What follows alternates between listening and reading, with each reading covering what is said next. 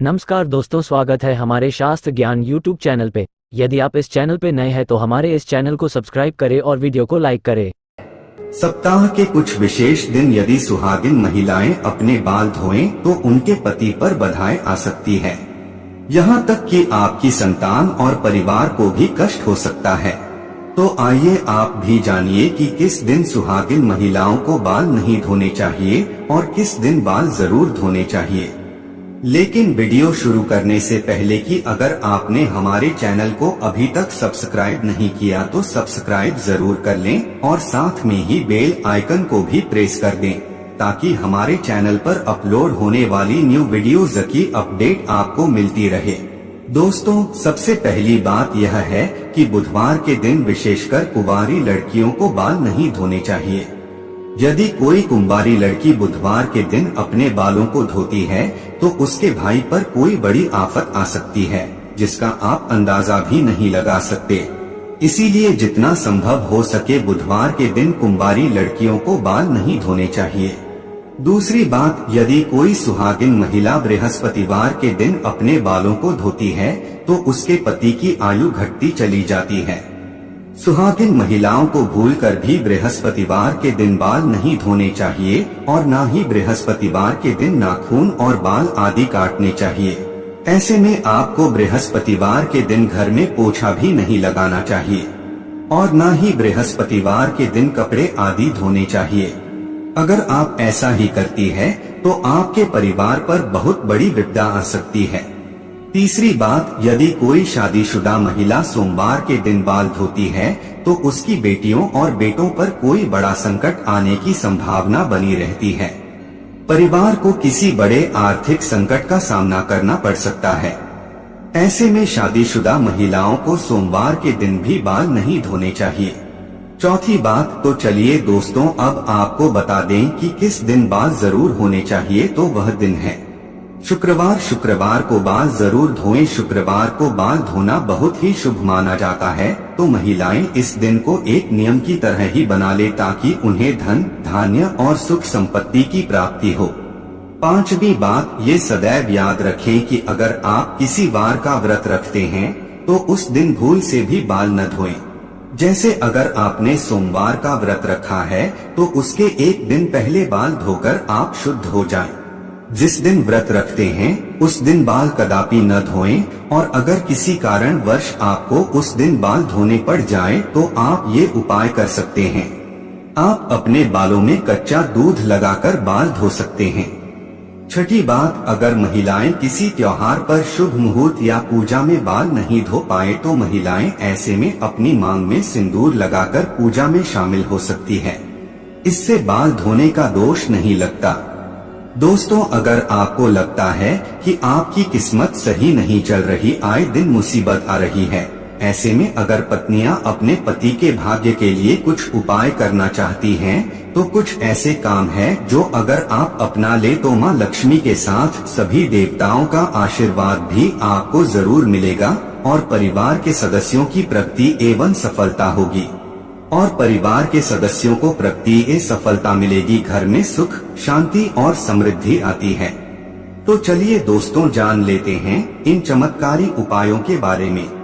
रोज सुबह उठकर अपनी हथेलियां देखें। रोज सुबह जब आप उठे तो सबसे पहले दोनों हाथों की हथेलियों को कुछ क्षण देखकर चेहरे पर 3-4 बार फेरें। धर्म ग्रंथों के अनुसार हथेली के ऊपरी भाग में माँ लक्ष्मी, बीच में माँ सरस्वती व नीचे के भाग में भगवान विष्णु का स्थान होता है। इसीलिए रोज सुबह उठते ही अपनी हथेली देखने से भाग्य चमक उठता है और कई तरह के सुनहरे अवसर भी मिल सकते हैं। पहली रोटी गाय को दें। भोजन के लिए बनाई जा रही रोटी में से पहली रोटी गाय को दें। धर्म ग्रंथों के अनुसार गाय में सभी देवताओं का निवास माना गया है। अगर प्रतिदिन गाय को रोटी दी जाए तो सभी देवता प्रसन्न होते हैं और आपकी हर मनोकामना पूरी कर सकते हैं। सुबह झाड़ू पोछा करें। घर को हमेशा साफ स्वच्छ रखना चाहिए। रोज सुबह झाड़ू पोछा करें। सूर्यास्त के बाद झाड़ू पोछा नहीं करना चाहिए। ऐसा करने से माँ लक्ष्मी रूठ जाती है और व्यक्ति को आर्थिक हानि का सामना करना पड़ सकता है। धर्म ग्रंथों के अनुसार जो व्यक्ति सूर्यास्त के बाद झाड़ू पोछा करता है, देवी लक्ष्मी उस घर में निवास नहीं करती और वहाँ से ये चली जाती है।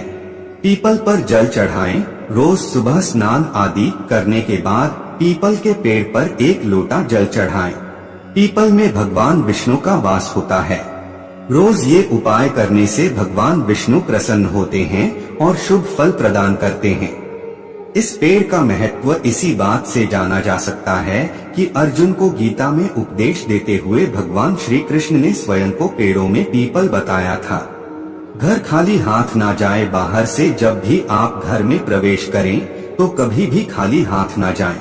घर में हमेशा कुछ ना कुछ लेकर प्रवेश करें, चाहे वो पेड़ का पत्ता ही क्यों ना हो।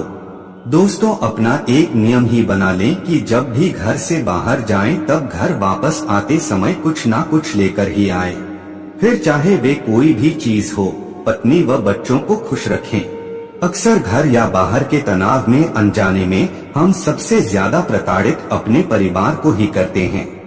लेकिन याद रखें, पत्नी और बच्चों की आंख में आंसू अगर आपकी वजह से आते हैं जो तरक्की के रास्ते बंद हो जाते हैं, अब यह परिवार को खुश रखना ही सबसे सटीक उपाय है। दोस्तों, लक्ष्मी माँ को चंचला भी कहते हैं क्योंकि यह एक स्थान पर टिककर नहीं रह सकते। माँ लक्ष्मी की एक बड़ी विशेषता ये भी है कि ये जितना कठिनता से प्रसन्न होती है उतना ही सरलता से रुष्ट भी हो जाती है। कहने का तात्पर्य यह है कि लक्ष्मी की कृपा प्राप्ति बनाए रखने के लिए सुदेव शास्त्रों में बताए गए नियमों का पालन करना चाहिए, अन्यथा एक छोटी सी गलती से लक्ष्मी माँ रुष्ट होकर चली जाती है। आपने देखा ही होगा कि बड़े ठाट बाट से रहने वाले साहूकार और सेठ एक पल में कंगाल होकर रास्ते पे आ जाते हैं। ये सब माँ लक्ष्मी के रुष्ट हो जाने का कारण ही होता है। माँ को नाराज करने से अच्छा है कि शास्त्रों में बताए गए इन नियमों का पालन करें, ताकि महालक्ष्मी कभी भी अपने भक्तों से रूठ ना हो सके और उनकी असीम की उनके भक्तों पर हमेशा बनी रहे। जैसा कि हम सब जानते ही हैं कि धन को लक्ष्मी का स्वरूप माना गया है। बहुत से लोग उंगली में थूक लगाकर रुपए गिनते हैं। ऐसा करने से लक्ष्मी का अनादर होता है।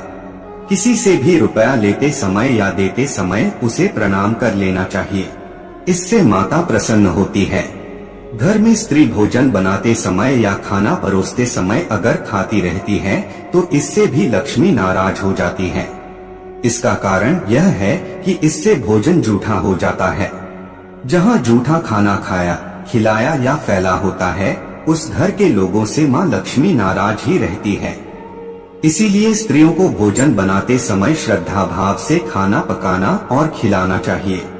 कहा जाता है कि जिस भावना से भोजन पकाया जाता है वही भावना से भोजन करने वालों में विकसित होती है। माँ लक्ष्मी का कहना है कि जहाँ गृहलक्ष्मी की हंसी गूंजती है उस घर में गृहलक्ष्मी के रूप में सदैव निवास करती है महालक्ष्मी। इसके विपरीत जिस घर में पत्नी का अनादर किया जाता है, महालक्ष्मी एक पल भी रुकना पसंद नहीं करती है। पत्नी का अनादर करने वाला परोक्ष रूप से लक्ष्मी का अपमान करता है। इसीलिए दोस्तों हो, अगर आप भी अपने घर की औरतों से रुष्ट होकर बात करते हैं तो ऐसा बिल्कुल ना करें, क्योंकि औरतों में ही देवी का रूप होता है जिसे आज सारी दुनिया पूजती है। उम्मीद है दोस्तों आपको ये वीडियो अच्छी लगी होगी।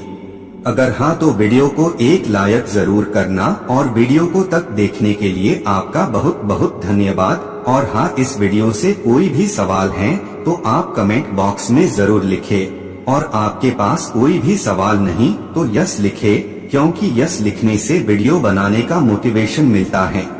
धन्यवाद।